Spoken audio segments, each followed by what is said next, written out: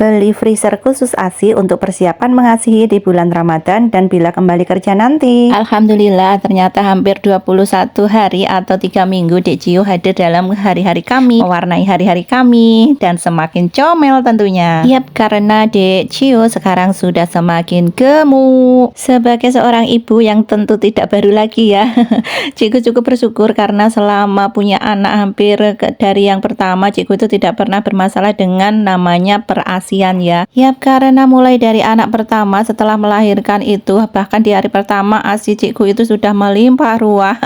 Bahkan Cikgu juga mengalami yang namanya nawoni seperti ibu-ibu lain pada umumnya ya, yang kesakitan di minggu-minggu pertama karena ASInya kepenuhan. Meski Cikgu tidak pernah mengalami yang namanya seret ASI, tapi Cikgu juga punya kisah penyesalan sebagai seorang ibu karena Cikgu belum pernah yang namanya mengasihi selama minimal 2,5 tahun sejak mulai dari anak pertama sampai anak kedua, karena memiliki alasan masing-masing ya. Anak pertama itu entah hanya 6 bulan tiba-tiba berhenti menyusu, dan mungkin karena kurangnya pengalaman Cikgu atau sebagai ibu baru, Cikgu tidak bisa mengatasinya, akhirnya sambung dengan sufor ya. Sedangkan anak kedua Cikgu mengalami kecelakaan sehingga harus berkali-kali operasi dan mengkonsumsi obat yang mengharuskan untuk berhenti menyusui dulu karena obat yang Cikgu konsumsi itu terlalu keras. Dan karena kondisinya sekarang Cikgu sudah bekerja, jadi Cikgu harus mempersiapkan diri bila cuti nanti sudah habis ya. Berhubung karena ASInya Cikgu juga melimpah, jadi ada baiknya biar lancar bila bekerja nanti, maka Cikgu harus menstok ASI dengan menyimpannya di freezer ASI. Sayangnya Cikgu belum punya freezer ASInya, tapi alhamdulillah setelah menghitung-hitung tabungan kita akhirnya cukup juga untuk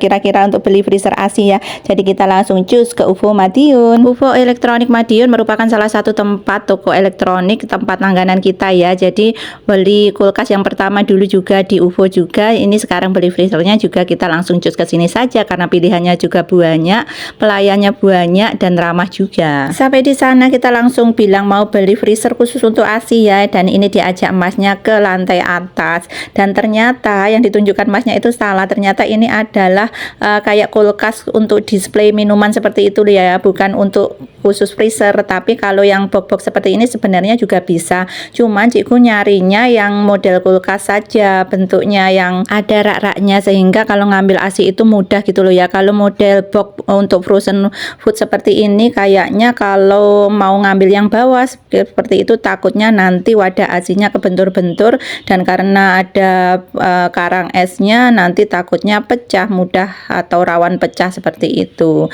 Jadi lebih amannya Cikgu mau nyari freezer yang displaynya itu model rak-rak seperti itu. Nah ternyata tempatnya itu bukan di lantai 2, ini sama masnya atau sales khususnya ditunjukkan lagi di lantai bawah.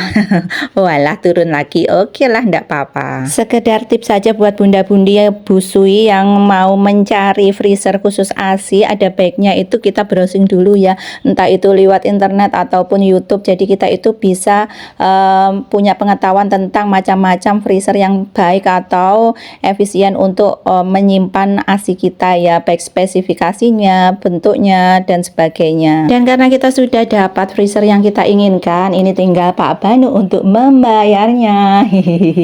Ternyata harganya juga wow ya. Jadi untuk sisa sebulan ke depan mari kita makan ikan asin saja.